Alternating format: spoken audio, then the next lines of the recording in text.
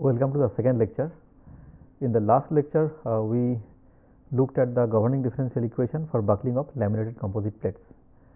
Today, we will see one specific case, and that is buckling of simply supported symmetric cross-ply laminate. Buckling of simply supported symmetric cross-ply laminate.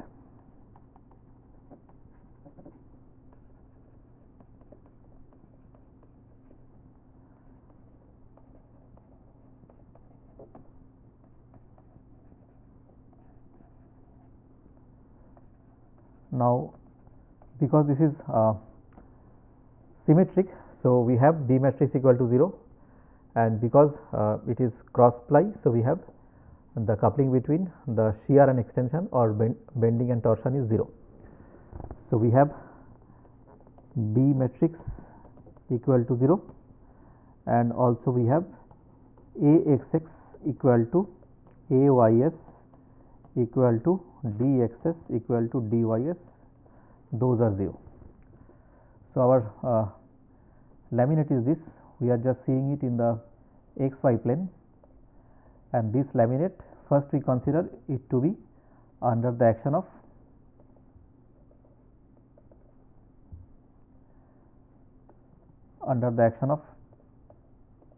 uniaxial compression. So, this is our direction X, this is direction Y. So, there is only in plane load along direction X, and that is uniform. So, we have n bar X, this is only present, and we call this n bar as minus n bar. All right. So, this is compression. So, Nx in itself positive means tension, but we define n bar as we define n bar is equal to this. So, now the differential equation was del 2mx by del x2 plus twice of del 2ms by del x del y plus del 2my by del y2, and then we had terms like plus nx bar, and then we have del 2w by del x2 plus 2ns bar del 2w by del x del y plus ny bar del 2w by del y2. Now, also we need the boundary conditions. So, before going to the boundary conditions, let us write this in terms of w. We know that mx equal to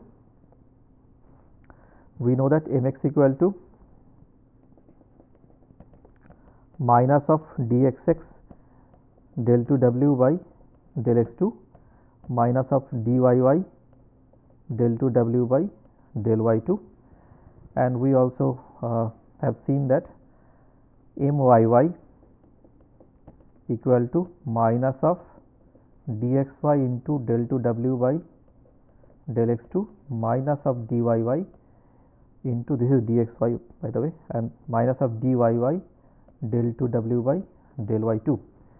So, if you put everything here, and also we also know that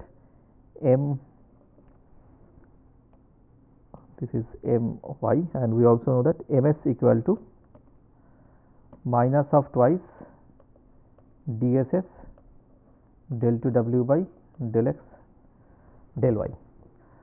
Now, if we put everything here, we get the equation as dxx del 4w by del x4 plus twice of dxy plus 2dss into del 4w by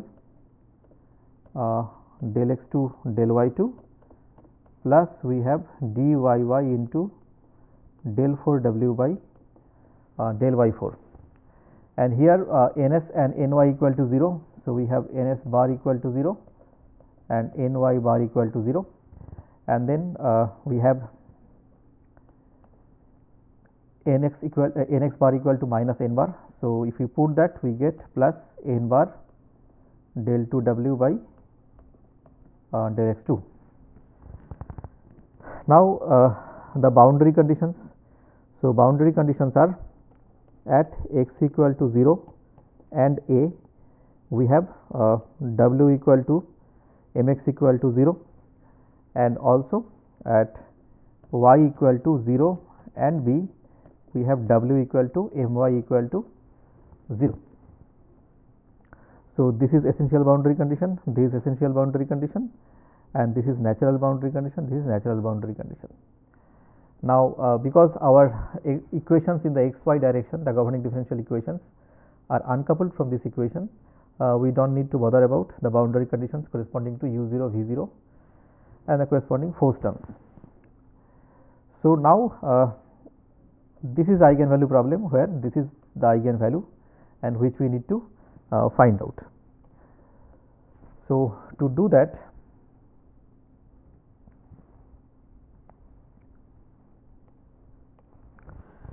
we have to assume something for w. So, assume w as a function of x y as summation n equal to 1 to infinity, m going from 1 to infinity, capital W m n sin m pi x by a sin n pi y by b. Now, this assumption satisfies the essential as well as natural boundary conditions, and also we can see that we have assumed double trigonometric series sin. So, if we put it here, we get again sin back, and also here we have the even powers of w, I mean even order derivatives of w. So, we get our sines back. So, with this, a Navier type solution is possible here. Now, if I put all those approximation here, what we get is, so putting this approximation in the governing differential equation,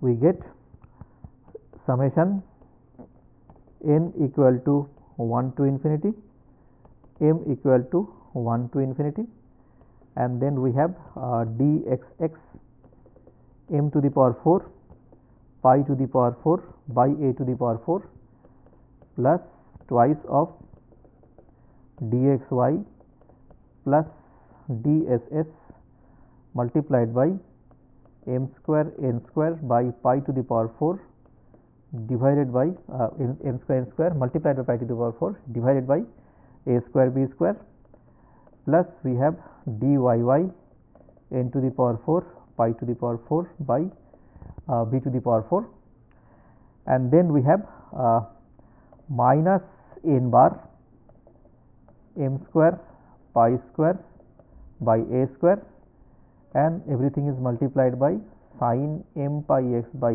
a sin n pi y by b, and that is equal to 0. Now, again here we know that for each combination of m and n we have this, and in every term we have m sin m pi x by a sin n pi y by b separated out, and we know that this cannot always be 0. So, this entire expression can always be 0 only when whatever we have inside the third bracket, the square bracket, has to be 0. So, for each m and n we have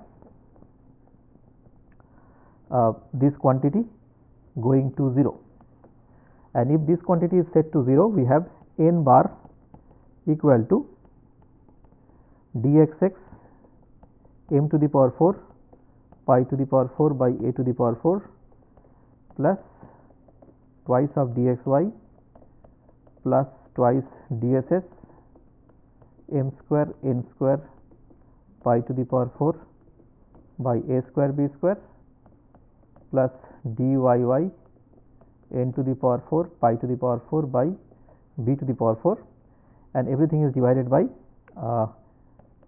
m square pi square by a square. So, this is our buckling load. So, this is the eigenvalue, and we have the corresponding buckling mode shapes. So, when we have m equal to 1, n equal to 1, we get the first buckling load, the minimum buckling load. So, if we just put m equal to 1 here, n equal to 1 here, we get this, and the corresponding shape that we get. So, and then if I put m equal to 1 and n equal to 1 in this expression, sin m pi x by a, sin n pi y by b, that gives us the corresponding mode shape. So, the first mode shape is along x direction we have a half sine wave, and along the y direction we have a half sine wave. So, x equal to 0, x equal to a, y equal to 0, y equal to b, and the corresponding buckling load is whatever we get by putting m equal to 1 and n equal to 1 here. Then we have, if I take m equal to 2, n equal to 2, we get another mode shape and another buckling load. So, in this case, let us do it for m equal to 2 and n equal to 1, and if m is equal to 2, we get a full sine wave here. So, we get a buckling load which looks like this, and then we get a buckling mode, not buckling load, and along y direction it looks like this. So, the pattern of the buckling mode shape is a full sine wave along x direction and a half sine wave along y direction.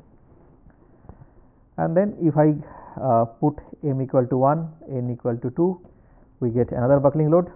Now, if the laminate is a square laminate, in that case the buckling load corresponding to m equal to 2, n equal to 1, and m equal to 1, n equal to 2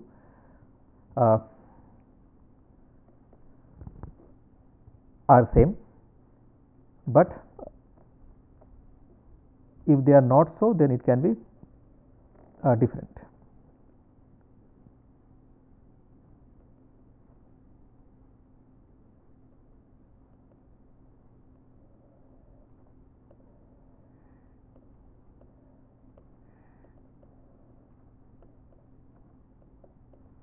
Okay, actually, if m is equal to 2, n is equal to 1, and m is equal to 1, n is equal to 2, then these two buckling loads can only be same when we have it cannot be same here, because we have dxx and dyy also different. So, in case of isotropic plate they are same, but here they can also be different, and we will see these results after some time. Now, okay.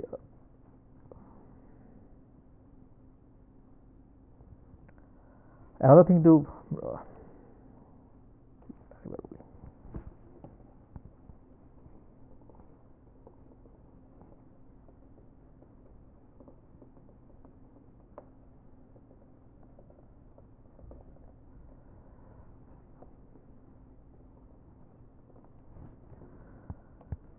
now, if I put different values of m and n, we get the corresponding buckling load and the buckling mode shape. So, if I put certain value of m and n here, we get the corresponding buckling load, and then if we put that same m and n here and evaluate this expression sin m pi x by a, sin n pi y by b, we get the corresponding buckling mode. So, when m is equal to 1, n is equal to 1, we get the lowest buckling load, and the corresponding buckling mode, if I look it along x direction, it looks like this, half sine wave, and similarly y direction it also looks like half sine wave. And then if I increase m to 2, and if I keep n at 1, and then if I keep those values here, we get the next buckling load. In that case, we get a full sine wave here and a half sine wave here. So, we have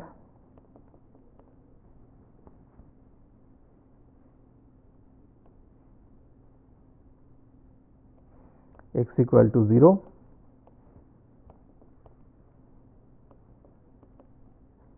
and x equal to a, y equal to 0, y equal to b.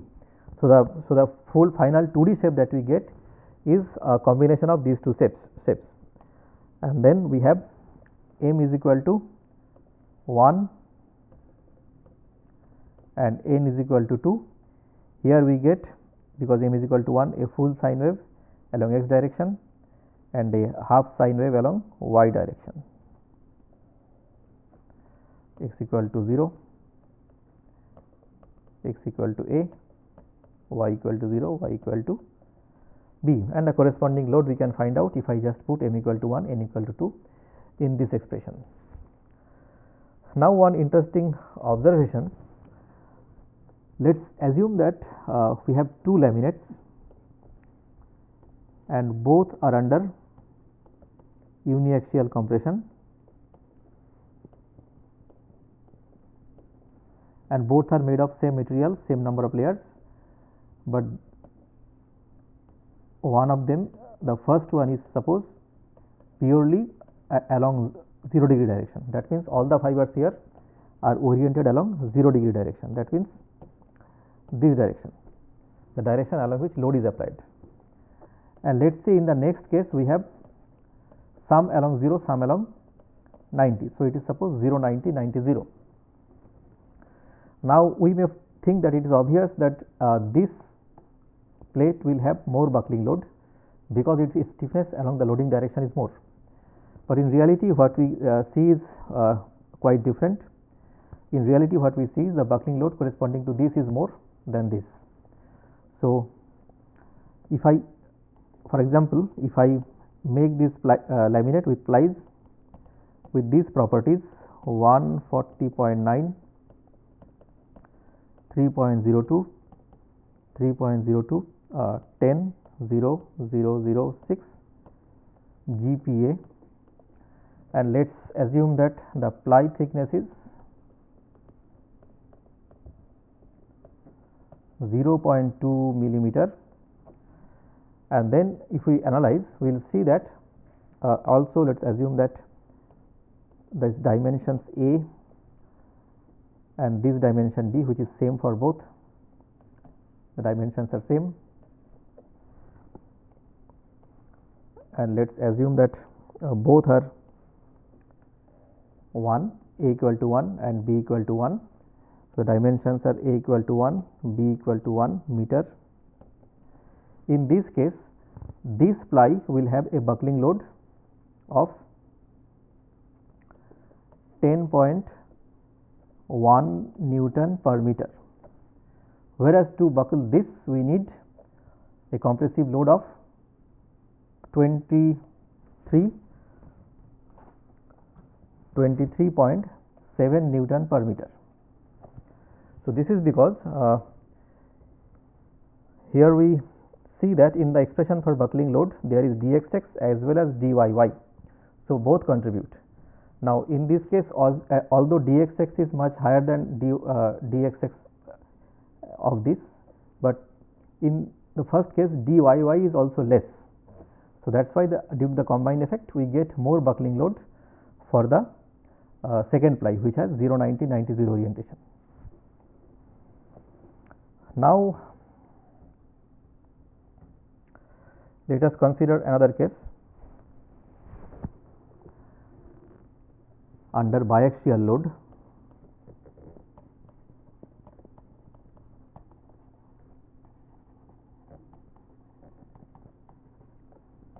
Previous case was an uniaxial compression case. So, here let us assume that we have the ply, we have the composite laminate along in the xy plane and it is under compression from both sides.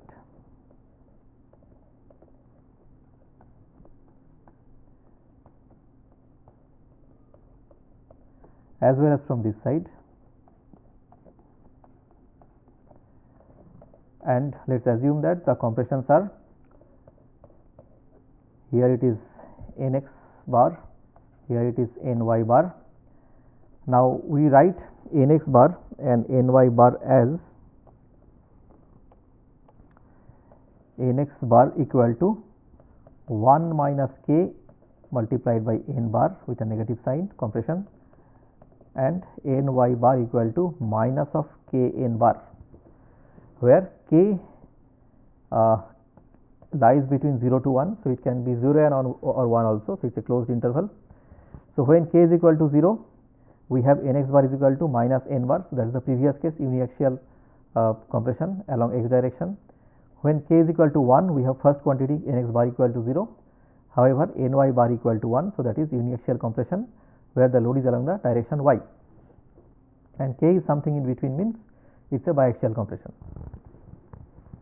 Now, if we write the differential equation for this after putting all the values, the boundary conditions remain same, simply supported. So, this is simply supported, simply supported, simply supported, simply supported, like the previous case.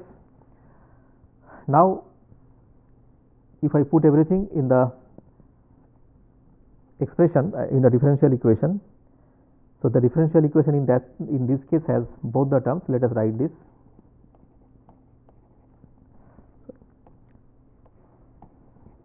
dxx multiplied by del 4w by del x4 plus twice of dxy plus dss multiplied by del 4w by del x2 plus dyy into del 4w by del y4, and then we have plus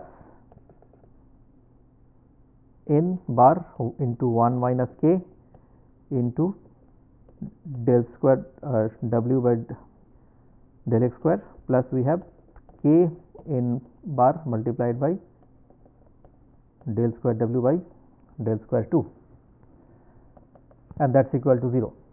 So, here again we have a eigenvalue problem, and the eigenvalue is n bar. Now, again we make the same assumption. Assume w as a function of x, y as n is equal to 1 to infinity, m is equal to 1 to infinity, and then we have wmn multiplied by sin m pi x by a, sin n pi y by b, and if I put it in the differential equation, we get n is equal to 1 to infinity,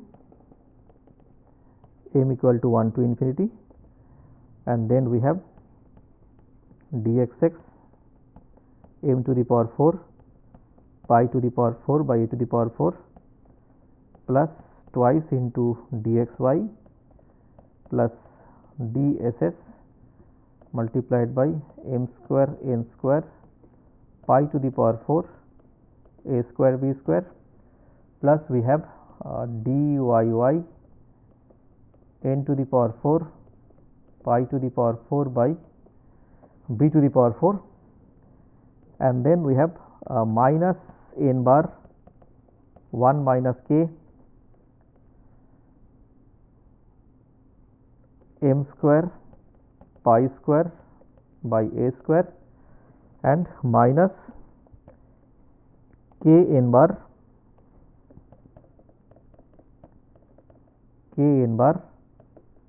n square pi square by b square, and everything is multiplied with sin m pi x by a, sin n pi y by b, and finally it is equal to 0. Again the same argument goes, this quantity cannot always be 0. So, if that is the case, what we can write is n bar equal to, in the denominator we have the same quantity dxx m to the power 4 pi to the power 4 by a to the power 4 plus twice of dxy plus 2 dss m square n square pi square by a square b square, plus we have dyy multiplied by n to the power 4 pi to the power 4 by b to the power 4. In the denominator we have 1 minus k m square pi square by a square plus k n square pi square by b square. So, this is our n bar, the buckling load. It depends on this k also, that, and then we can, after we get this, we can multiply with 1 by k, 1 minus k, and we can get nx bar, and we can multiply with k, and we can get the magnitude of compression that is required in direction y, that is n y bar. Now, here we will present some results. So, first of all, let us assume that A equal to 1, B equal to 1, that means the plate is a square plate, and let us say that we are finding out the first buckling load for m equal to 1, n equal to 1. Now, when we set k is equal to 0, that means it is a pure uniaxial case. So, in that case we have nx maximum and ny equal to 0, because there is no compression along y direction. So, how do I get that? We, for m equal to 1, n equal to 1, we evaluated n bar, and then we multiplied that with k, 1 minus k to get nx bar, and k to get 1 y bar. So, we evaluated n bar, and then I multiply that with 1 minus k with a negative sign, and that gives me nx bar. Similarly, that same k we multiply with k with a negative sign, and we get ny bar, and this is what we plot here. Now, here I mean values are shown as positive, so these are all compression. It is not to be confused that nx is positive in tension, so these are tension. The positive value itself is the negative value itself is plotted here, the value of the compression. So, in one sense we can say that these are absolute value of nx bar and ny bar. Now, if I look at the opposite case, that means if I load it along direction y and set it don't load it along direction x, that means in that case k becomes equal to 1.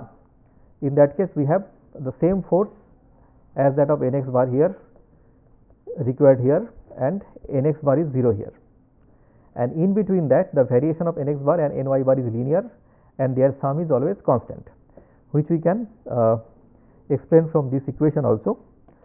So, here when we set m equal to 1, I mean m and n equal to 1 and a and b to be same, in that case the denominator becomes independent of k. So, whatever k I choose, the denominator is same and the numerator is always same. That means n bar is constant. That is particularly for a and b being same and m and n being same. Now, so n bar is constant, that means nx bar is a linear function of n bar, and similarly ny bar is also a linear function of n bar. So, that explains that this becomes, I mean these two graphs becomes linear, I mean the graphs for nx bar and ny bar becomes linear functions of k. So, nx bar is a linear function of k and ny bar is a linear function of k, and that's what we can see here. But when m and n are different, n bar is not going to be same, I mean independent of k. In that case this cannot be linear function of k and this cannot be linear function of k, which we will see. Now, we set m equal to 2 and we keep n equal to 1, a and b still remains 1 and 1. In that case, if I load it purely along x direction, then the amount of load nx bar that we need is here, and this is shown as compression. In that case, the amount of load required along x bar is x direction is little over 100 Newton per meter. On the other hand, if I don't apply any force along x direction, that means k equal to 1, don't apply any force along x direction, and if I apply the force purely along y direction, in that case the distributed compressive force required is over 400. Now, there is a big difference between these two forces. So, in the first case we want a pure sine wave along x direction and a half sine wave along y direction. In the first case we are applying load along x direction and we are trying to create a pure sine wave along x direction, I mean a mode shape which looks like this.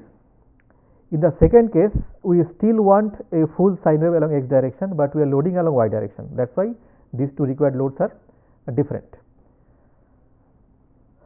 In the now in the second case, what we in the next this graph, what we show here is m equal to 1, n equal to 1, and a and b are same. Now okay, this is to note that although in these diagrams a and b are not looking same, but mathematically we have taken them to be same.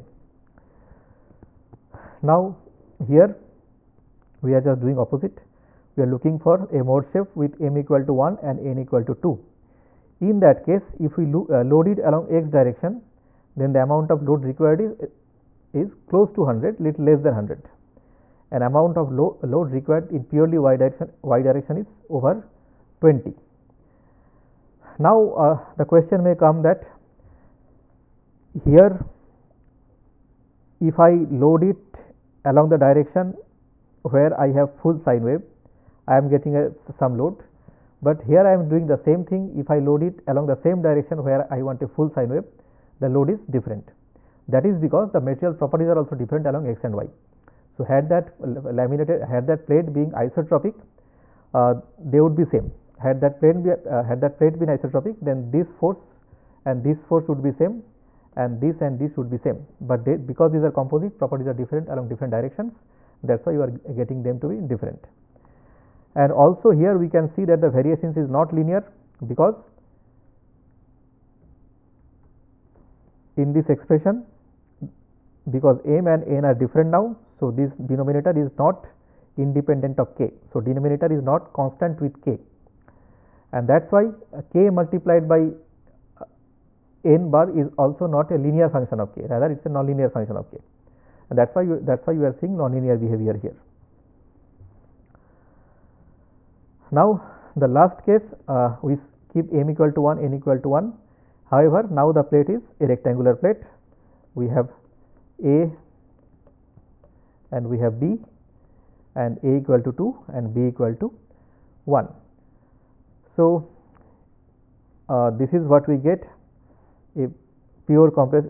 If I want to create buckling with m equal to 1 and n equal to 1 by loading it along only x direction, this is the load. If I want to create same buckling by loading it along only y direction, this is the load. In between them, these combinations create the same buckling. So with this, I would like to end this lecture here. In the next lecture, we will see a different case. Thank you.